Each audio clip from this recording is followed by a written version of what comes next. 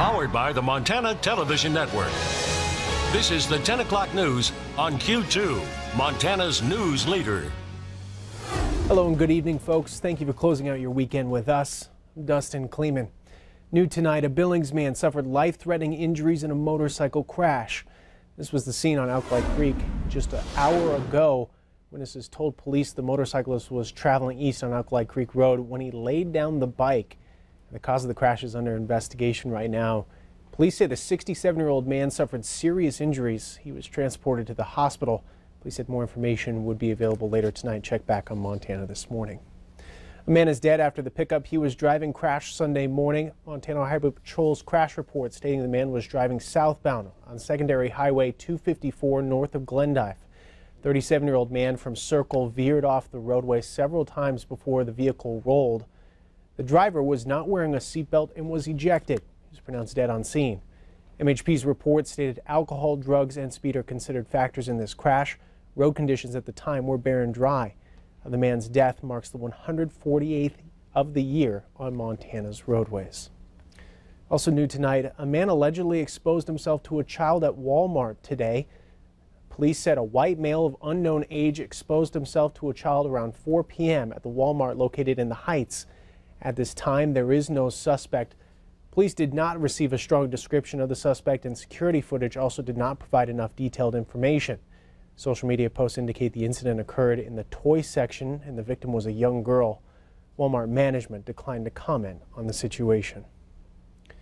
We go to national news. Puerto Rico's governor says progress is being made, but the island is still in the middle of a major emergency and more needs to be done. Hurricane Maria hit Puerto Rico September 20th. Many people are still without power and water tonight. Brooke Silva-Braga has the latest. More fuel is reaching Puerto Rico and more troops are now on the ground, but the head of FEMA says the challenge of recovering from Hurricane Maria remains immense. This is the most logistically challenging event the United States has ever seen. We've opened up 11 major highways, but this morning there are over 3,200 different problems reported with the roadway systems. And so some supplies on the docks are stuck because of limited trucking. Power plants work, but downed lines have 95% of the island in darkness, according to the federal government. Half of Puerto Ricans lack drinking water. We are delivering millions of meals and millions of water. We've got more coming, and we don't like that there are still people that are drinking rainwater. Some Democrats say that isn't good enough. The effort has been slow-footed, disorganized, and not adequate. And that's not just me saying it. General Buchanan said he doesn't have enough troops or material. Lieutenant General Jeffrey Buchanan told CBS News more resources are coming, but the recovery will be harder than the one he led in Houston after Hurricane Harvey. Texas needed help. Who helped? Louisiana. They were right next door. Geography makes a huge difference. There's no next door to Puerto Rico. There is not a next door. On his return to the White House Sunday night, the president praised the response effort. Tremendous progress being made. We're getting the roads open. We're getting a lot of things done, really at a record clip. Mr. Trump will visit the island on Tuesday. Brooke Silva-Braga, CBS News, New York. FEMA says they've so far distributed $7 million in assistance to 63,000 Puerto Ricans. We'll still continue to follow that. A day after the Secretary of State seemed to open the door with talks to North Korea, President Trump appeared to publicly question the move, tweeting that it was a waste of time to negotiate. CBS's Weisha Zhang is in Washington with tonight's story. President Trump took to Twitter Sunday, appearing to cast doubt on the idea that diplomacy could resolve the crisis over North Korea's nuclear program. The president tweeted, "Being nice to Rocket Man hasn't worked in 25 years. Why would it work now?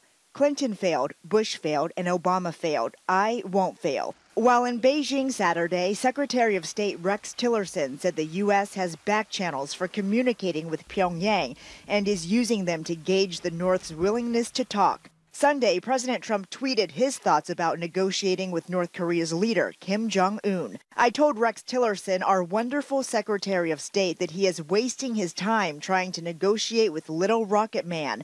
Save your energy, Rex. We'll do what has to be done." Republican Senator Bob Corker. Tillerson understands that every intelligence agency we have says there's no amount of economic pressure you can put on North Korea to get them to stop this program because they view this as their survival. Last month, the president told the United Nations that Kim's regime was on a suicide mission. The United States has great strength and patience, but if it is forced to defend itself or its allies, we will have no choice but to totally destroy North Korea. But in the same speech, Mr. Trump expressed hope that UN sanctions might convince North Korea to give up its nuclear program. Weijia Jiang, CBS News, Washington. Meanwhile, the State Department says the official U.S. policy on North Korea has not changed. It will continue to try to engage with them, even though Pyongyang has shown no interest in such talks.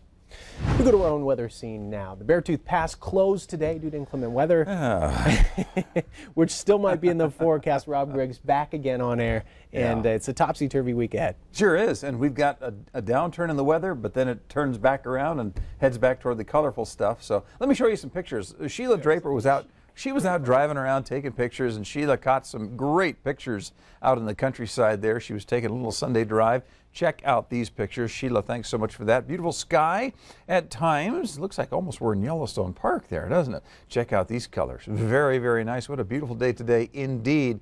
But things, they are a-changin', as Bob Dylan might say, something like that. Heavy snow for central Montana expected starting tomorrow. A chance of snow accumulations in Billings late Sunday, early Tuesday. Daytime highs dipping to 39 degrees. Do I have your attention yet? Yes. The complete storm tracker forecast in just a minute, Dustin. All right. Thank you very much, Rob. O.J. Simpson is spending his first night as a free man since being released from prison. He walked out of the Lovelock Correctional Facility in Nevada just after midnight local time. Simpson was granted parole after serving 9 years for armed robbery. Mira Viviel has more. Oh, come on out. The only footage of O.J. Simpson being released from prison just after midnight on Sunday morning was captured by the Nevada Department of Corrections. It was my property. I wasn't there to steal from anybody. Simpson served 9 years behind bars for a 2007 botched robbery in Las Vegas. But before his Vegas conviction, Simpson was the prime suspect in the double murder of his ex-wife Nicole Brown Simpson and her friend Ronald Goldman. His infamous car chase played out on Los Angeles highways and on TV sets around the country.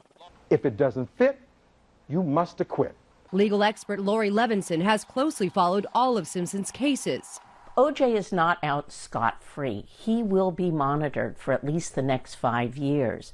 And given his prior conduct, it might be rather close monitoring as well.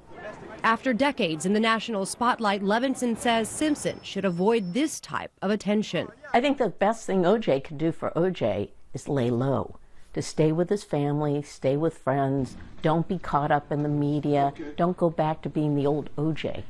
O.J. Simpson wants to return to Florida, but the state's attorney general is trying to block that. According to a CBS poll, 27% of Americans believe Simpson will return to celebrity status, but 65% believe he will mostly be ignored. Mireya Villarreal, CBS News, Los Angeles. And that same CBS News poll found 71% of Americans believe Simpson is guilty of double murder. Back here to Montana, over the years, small-town schools across the state struggle with a decline in student population. In tonight's Montana Ag, we take you to Geyser, where Rancher's Legacy is helping in their recruitment efforts.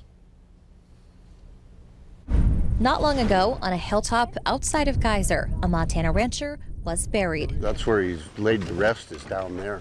Ranch handler Tony Martin says ranch owner Leroy Strand lived and breathed Montana. To come here and have this beautiful ranch and run cattle, that's what made his life. Leroy Strand. This was Leroy's house. A kind of celebrity around these parts. When I first met him, I thought, he doesn't say anything. He was quite a character. A character indeed. Tony Martin describes Leroy as a man of few words. He was so shy and quiet that he was hard to get to know, and you never knew what Leroy was thinking.